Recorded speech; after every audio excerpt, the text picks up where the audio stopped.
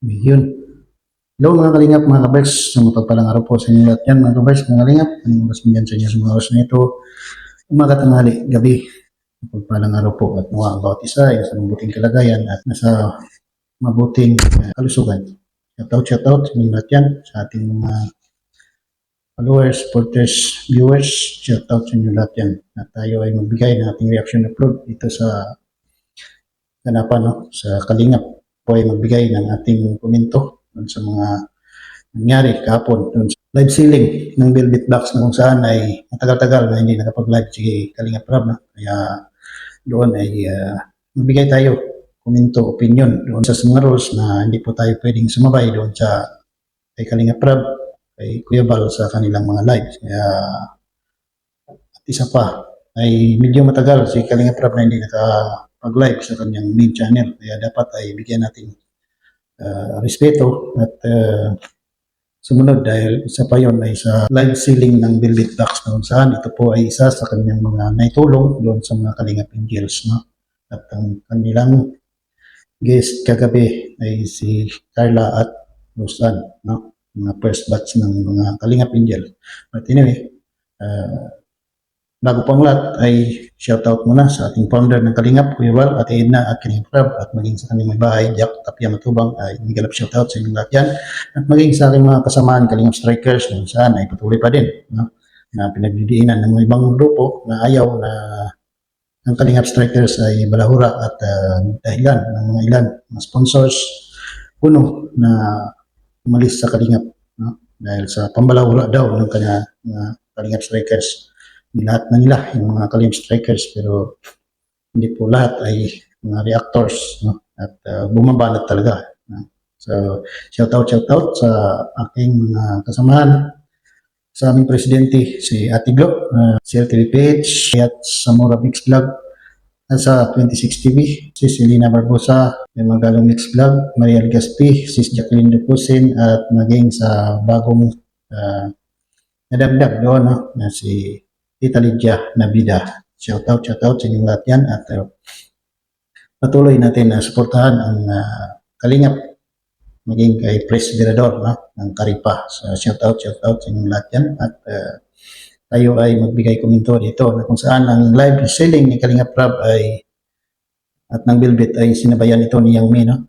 Ito ang mabigat minsan. Alam po natin na may rules sa loob ng Kalingap, at yan ay para doon sa magla-live ni Kuya Bal at ni Kalingap Rab, na kung saan ay sila po ay hindi pwedeng sabayan at nailapag yung rules na yan doon sa mga kanya-kanyang grupo, sa mga reactors, Karipa, Bios, Watchers, at maging sa amin strikers, no? So hindi pwede sumabay doon sa kay Kalingap Rab, Kuya Bal. Subalit ito si Yang Mi ay napakatigas talaga ng ulo, no? Talagang numero uno itong na lumalabag talaga, no?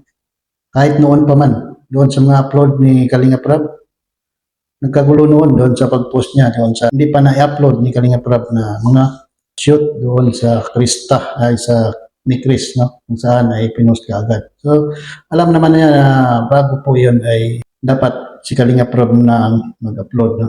At doon, napagsabihan siya, at nagwawala din ito doon. Doon yun nagsimula na magwawala siya dahil nasita siya, no? Hindi mo ito basta pagsabihan si Yang Mi. No, may sarili siyang protocol at sariling desisyon. Wala sa kanya yung sumunod sa rules.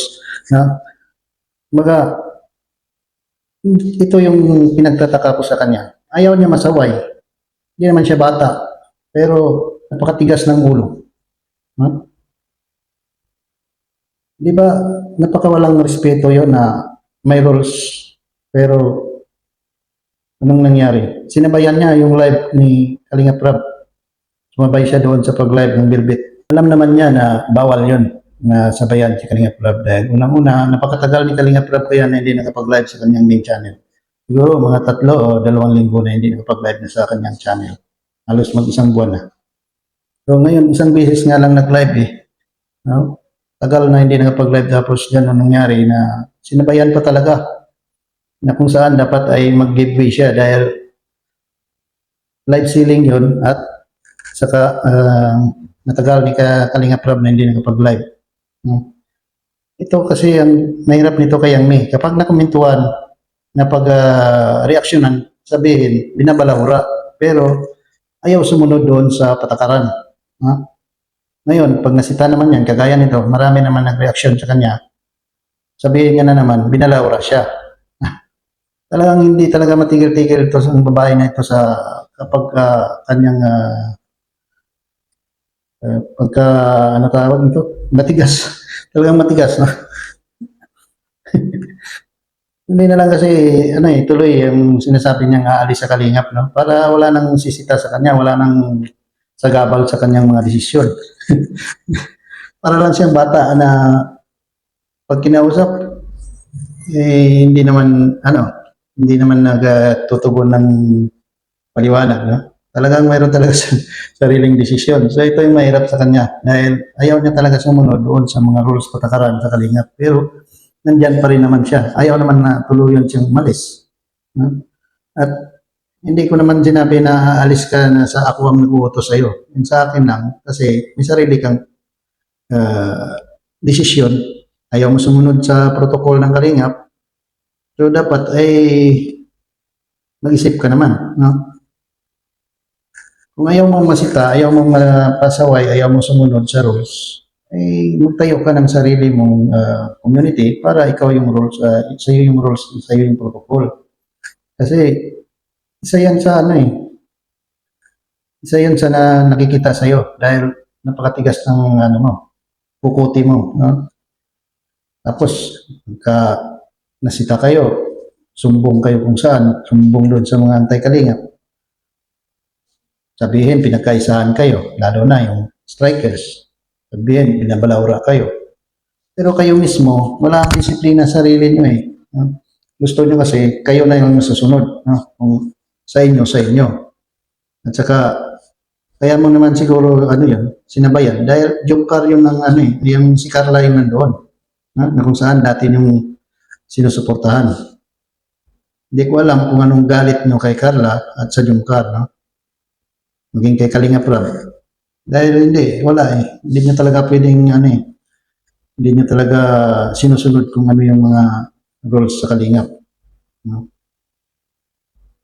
Actually, kayo din yung una na nag-direct sa mga sponsors ay sa mga beneficiary.